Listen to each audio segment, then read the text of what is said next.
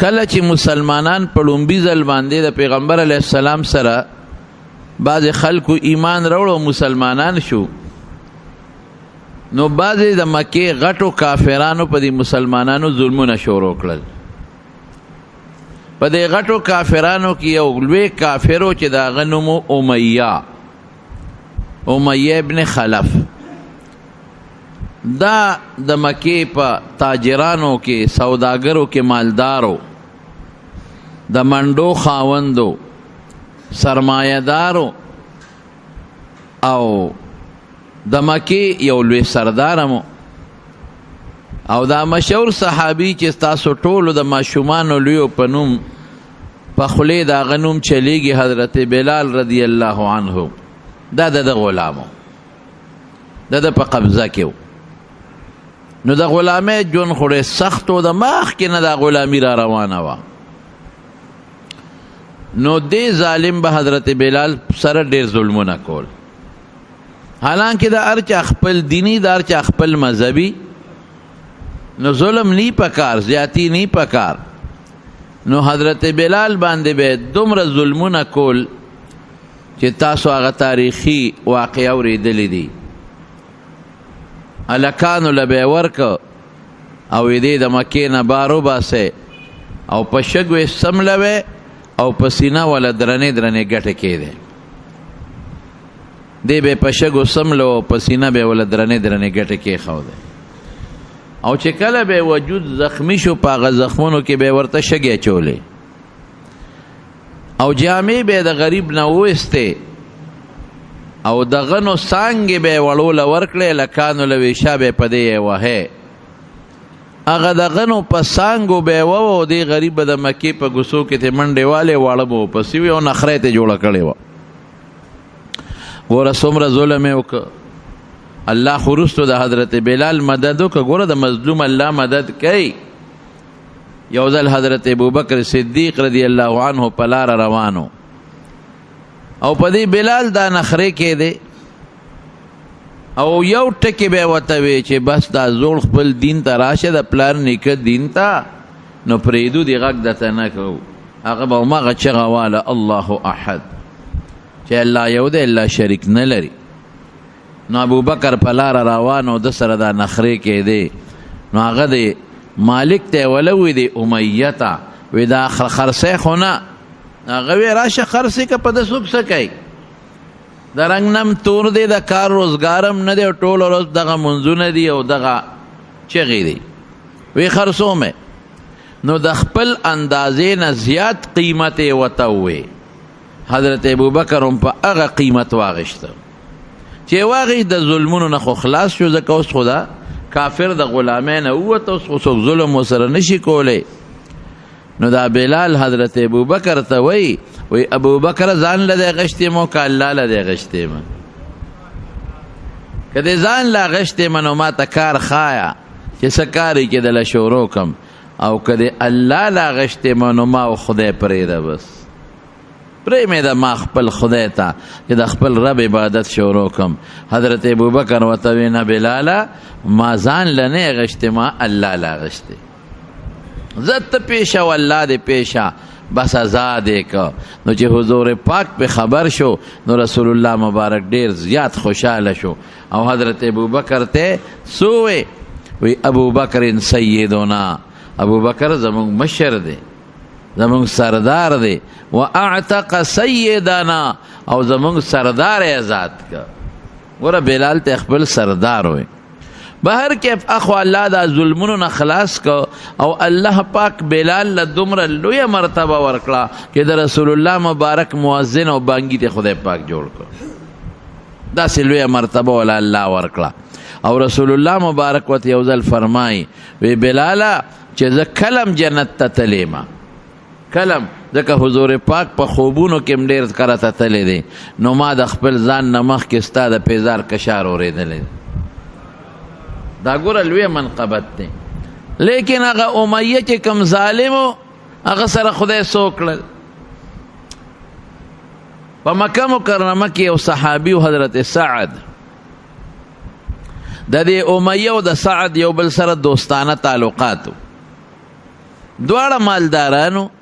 نو سعد چې به کله مکې شریفې ته راغی حج لا یا عمرې لا یا تجارت لا، د امیه سره به دیره دوست او که دا امیه به کله مدینې ته لاړ یا د مدینې په لاره به تېرېده نو سعد سره به یې دمه کوله، هغه سره به یو بل سره دوستانه تعلقاتو. نو چې کله حضور پاک مدینه شریفې ته تشریف یاوړه حضرت سعد خدای پاک مسلمان کړ. چې مسلمان شو نو د اسلام نه پس راغی مکې ته چې عمره به وکړم. نو ته خو وایې چې د امیه سره مې دوستانه ده، هغه سره به دیره شمه.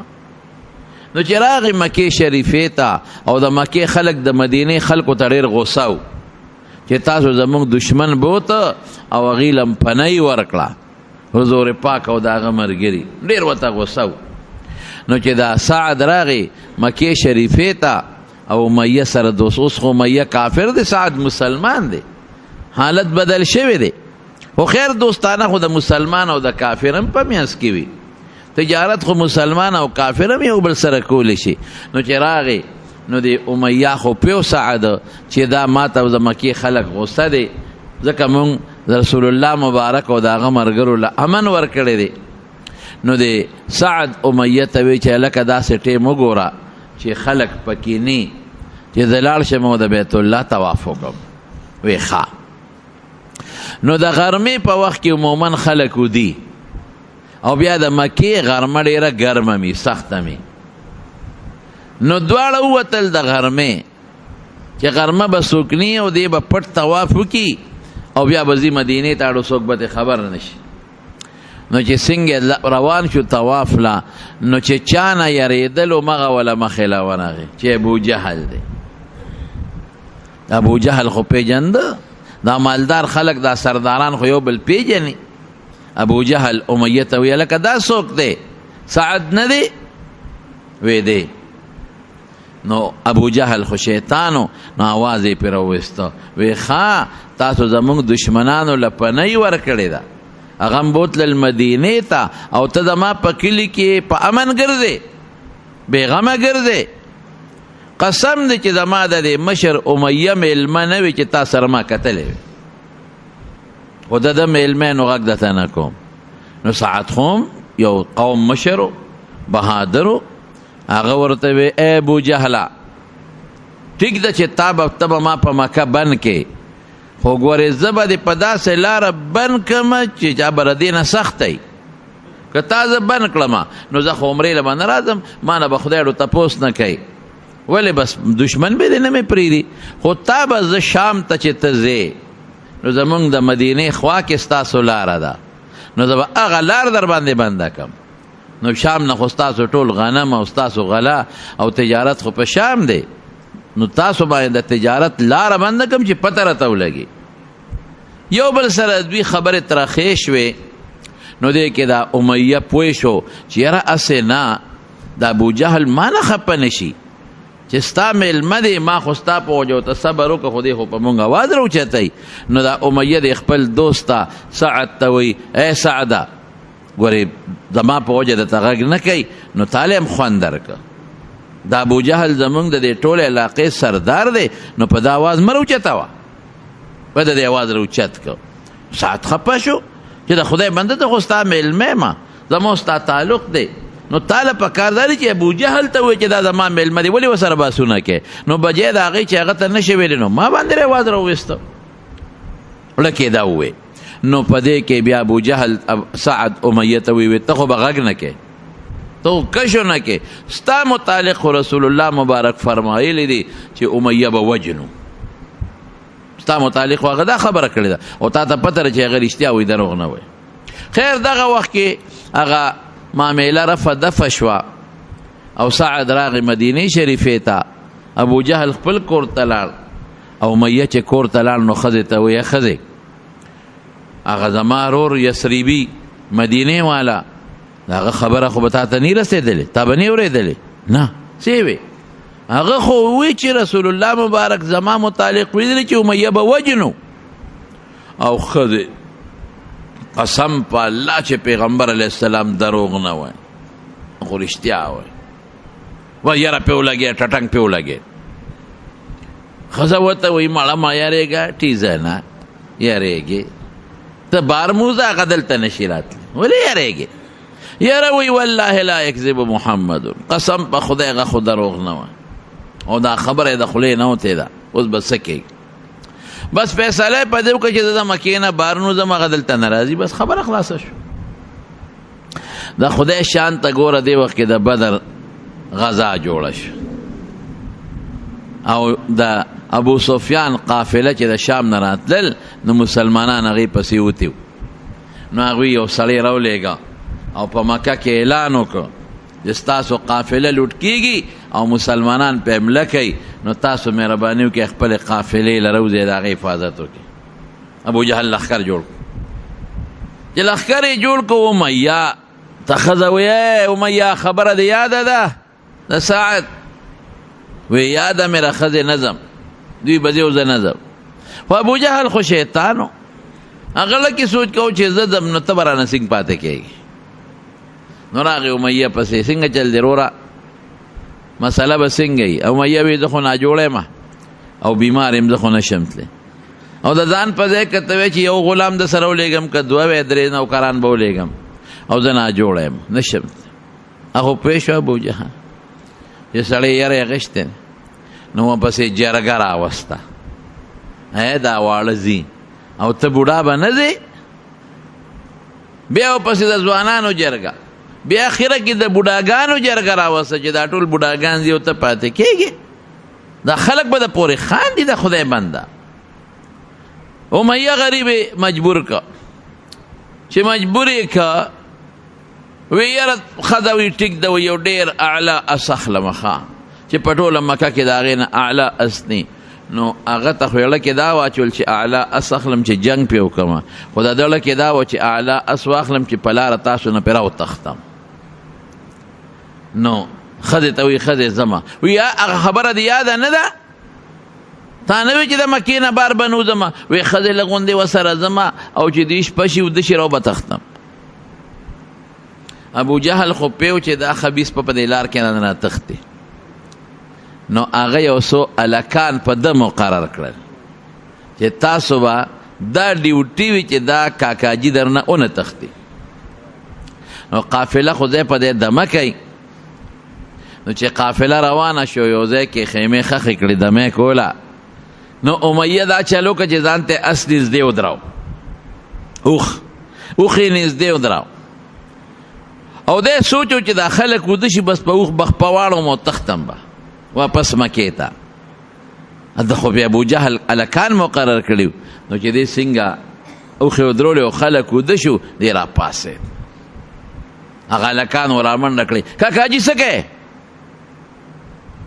او دا خو هلکه دا الکان ویښ دي کاکاجي څه کوې لوټه پکاري چې دله راوړو او دس ماته چې د سره لاړ شو شپه ده او کبل هاي سرکوزو تاسو څه کوئ زه وده شی داسې راپاسېدم نه نه موږ ستا خدمت ته ولاړ یو که ستا حاجتي څه ضرورتي او ستا موږ له خوب نه راځي ستا خو مشران وده دي موږ ستا خدمت ته ولاړ یو بس دی پوه شو چې دلته خو کار خوند ونه که زه بل ځای کې چې قافله دمه کوي را تختم به چې بل ځای له قافله ورسېدله او بیا خیمې خښې کړې او خلک وده شو د اوښ ځان سره خوا کې تړلی نو دی راپاسېد هغه هلکانو بیا رامنډه کړې کاکاجي څه کې خیر دی یا سرکوزو تاسو څه کوئ ما پسې نښتې یې داسې راپاسېدم چکر نه نه کاکاجي مونږ ستا خدمت ته ولاړ یو اوبه پکاري لوټه پکاري لوټه پکاري بل څه پکاري مونږ تا ته نه نه تاسو دې وده چې نه مونږ خوب نه راځي مونږ خو ته مشر یې زمونږ کاکا یې هلته بیا خوندونه خو چې کله به دې پاسېده او را تښتېده به هلکان به ورته را مخکې کېدل د دې حده پورې چې بدر ته ورسو چې بدر ته ورسو جنګ شروع شو نو دې امیه پسې یو دوه مسلمانان ورپسې شو او د سره زوی په اوښ شاته سور دی چې مسلمانان ورپسې شو عبدالرحمن ابن عوف رضی الله عنه سره د دوستانه تعلقاتو عبدالرحمن ابن عوف ته آواز وکړه ای عبدالرحمن اله ما بچ کا ما نبی علیہ السلام لره سوا هغه وی اوښ دې ځغلاوه د اوښ ځغلو او اوښې درونو دې په خپله م غټو او زوی مې او 2 کسانو نو درون اس خو منډه نشي والی نو بس دا چل او مسلمانان ورو رسېدل بس دا چلو که هغه پښتانه وي چې د انسان په خپل سر راشي که نه نو بیا نه زوی او نه ښځه او بیا بل څه نه پېژني بوډۍ وه او زوی ناجوړه نو وی خدایا ما مړه کې خدا ما دا زوی جوړ کې د شپې ولا ملک الموت راغی وی ټیم دی پوره دی وی روغ او رنځور پېژنې او که نه پېژنې ناجوړه مې زوی دی او ته ما پسې راغلی نو دا د چا په سر نه راغلی نو چې پوه شو چې اوس خو کار نه کېږي نو خپې اوچته کړه زوی ته اړمه کړه لته یې ورکړه زوی یې شاته وغورځو مطلب یې دا و چې یو به زما اوښ سپک شي نو منډه به وایي بچ بشم او بل دا مسلمانان مې په دې زوی شي زه به ترې بچ شم خو چې څنګه یې ښکته وغورځو بس مسلمانانو خو یې زوی له یو 2 درزه ورکړله خو یې بېغمه کړه ده پسې شو چې ورپسې شو را لاندې کړه عبدالرحمن ابن عوف رضی الله عنه له آواز ورکړه عبدالرحمن څوکم وی اوښ نه ټوپ کا د اوښ نه ټوپ کړی چې ټوپ یې کړی عبدالرحمن ابن عوف راغی د پاسې پې ځان ور واچو او دا وښود مسلمانانو ته چا دا حضرت بلال هغه سره خو یې ظلم کړی چې کله دې څنګه مخامخ شو بلال چغه کړی غونډۍ ته وخت لا نجوت ان نجا امیه لا نجوت ان نجا خلک هغه امیه دی ګورې که دې د نن بچ شو زما خیر نشته هغه غریب یې دونه یرولی و دونه یې والی و نو چې څنګه په ځمکه پرېوته نو عبدالرحمن ابن عوف پې د پاسه سملاست صحابه ورته عبدالرحمن پاسه دی وجنو وی نه بس پرېږدې دې نبي علیه السلام له بوځم هغې خو وی که ورورسېد خو ماف کوي ځکه حضور پاک خو رحمدله و وی پاسه خو خیر هغې دې ته نه پاسېده ځان یې پې د پاسه غورځولی نو دې ډېر غټو نو هغې بس د لاندې نه په دې خېټه کې وله توره ور ومنډله او بېغمه یې کړه زما وروڼو دې اندازې ته وګورئ او یا کسان کافران خدای پاک په بدر کې مردار کړل او یا نو چې او یا مردار شو نو حضور پاک صحابو ته وی هلته یو لوی کوی و غټ شړ وی دا ټول په دې کوی کې ور وغورځوئ قلیب بدر نو دا کافران ټول دا یو کم او یا د ده نه بغیر هغه خو یې ټول په کوی کې ور وغورځو او د پاسه یې پې خاورې ور وویشتې او دی په میدان پاتې و پړسېدلی و نو چې دی راښکه کوي ته نو اندامونه به ترې وتل دومره څښا شوی و نو حضور پاک ته صحابه وی دی بلا سره څوک و وی همدقلته پې شګې د پاسه ور واچوي بس پرېږدی دا ولې دا د هغه حضرت بلال د ظلم انجام ټیک د تا خو یو وخت کې ظالمه ظلم وکړه هغې غریب سره هغه بې کسه بې سوکه سره او زیاتې دې ورسره وکړه او نخرې دې پرې وکړه و دې خندل خندل به دې وپورې لیکن الله هغه بلال نه څه جوړ کړو تا نه خدای څه جوړ کړل دنیا کې هم خدای رسوا کړې ذلیل یې کړې مردار شوې او د لاش دې رسوا شو او د قبر او بیا د آخرت رسوایی دی الله ته معلومه ده چې الله به د سره هلته کې څه کوي نو د ظالم انجام ګورې خرابې الله پاک ظالم له مهلت ورکوي ورکوي ورکوي خو چې کله یې راونیسي نو بیا د سمي او د خلاصي لار بلني یو بادشاه په یو علاقه تېرېده نو هلته ډېر ښکلي سیند و ځنګل و یخه علاقه وه د علاقې خوښه شوه نو نوکرانو ته یې وی دلته مال یو محل جوړ کړې ځکه ښکلې اوبه هم دي اعلی ابشار هم دی او ځنګل هم دی او سیند هم دی خشته سپینې اوبه دي او علاقه هم یخه یو خشته محل دلته جوړ کړه چې د هغې نه ښکلې محل بل نه او چې د چا ځمکه پکې راځي ونیسئ او که د چا کور پکې راځي روان کې دا علاقه مکمل د خلکو نه پاکه کې چې د چا کور هم نه کې د ما محلي بس ټول خلک لګیا شو ګلکاران او هغه زمانه کې چې کم انجینرانو او کم خټ والو بس هغې ځای خوښ که بادشاه ورته ځای وښو محل یې شروع یو ډېر شاندار فراخه خشته محل یې وله جوړ که څو چته او په ډېر ښه انداز یې وله جوړ که نو بادشاه ته خپل وزیرانو چې بادشاہ سلامت محل تیار شو، اس کار پکې نه دی پاتې. اوس که تاسو راځئ دې محل ته او د دې محل افتتاح کوئ او یا کډه وله راوړئ نو ستاسو خوښه ده. بادشاہ په ډېر دوم دام او شایا نشان طریقې سره په خپل قیمتي اس سور شو او خلک ورسره دي لښکر او وزیران او محل ته روان شو. چې محل ته څنګه ورنږدې شو نو یو کور د محل سره خوا کې او د محل ته مخامخ یو کچه کور. بادشاہ دی خلکو ته وی دا څه شی دی؟ وی دا یو بوډۍ ده، د هغې کور دی او د دې بوډۍ هېڅوک نشته، نه بچي شته او نه خاوند شته او نه بیا سرې غریبه ده، دا د هغې کور دی. تاسو ته ما نه وي چې کورونه ټول روان کړئ چې دلته یو کور هم نه وي، ټول هم روان کړل، خلک هم دې نه وشړل، خو دا بوډۍ غریبه وه چې د دې دا کور هم روانه نو دې ډېر وجړل. زما خو هېڅوک نشته او دلته مې دا یو رکوټې کور دی نو ما سره ظلم مه کوه. نو موږ د دې بوډۍ دا کور پرېښود. بادشاه وی بوډۍ پکې سي، هله به زه د خپل محل ته وردننه کېږم چې د بوډۍ دا کور روان کړي او دا ځای اوار کړي او دا خټې لوټې ته یې خو غورځوي.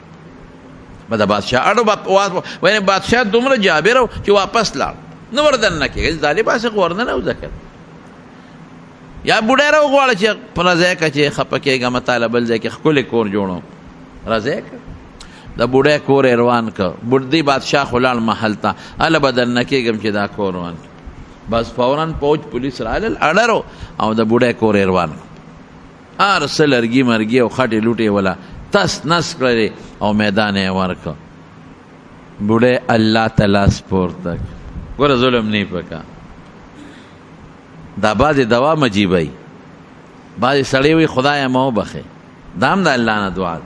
او بعضې سړی د الله صفتونه شروع کړي، یا خدایه ته خو ډېر مهربانه ذات یې، ای پروردګاره تا ته خو په غریبانانو ډېر مهربان یې، او خدایه که ته ما وبخې نو ستا پکې څه کېږي، او زه خو ډېر محتاج. یعنې دونه د الله صفتونه خپې کړي او خپله عاجزي ور مخکې کړي چې هغه دعا خشته کړي او مزېداره کړي، ښکلې کړي. نو دې بوډۍ هم د خدای نه عجیبه سوال وکړه، څه وایي؟ یا الله زما دا کور چې روانېده نو خدای که زه نه وم نو ته چاته تللی وې؟ ته خو وې که نه؟ او الله چې زما دا کور روانېده نو که زما طاقت نو نو خدای ستا زور څه شو؟ ستا طاقت څه شو الله؟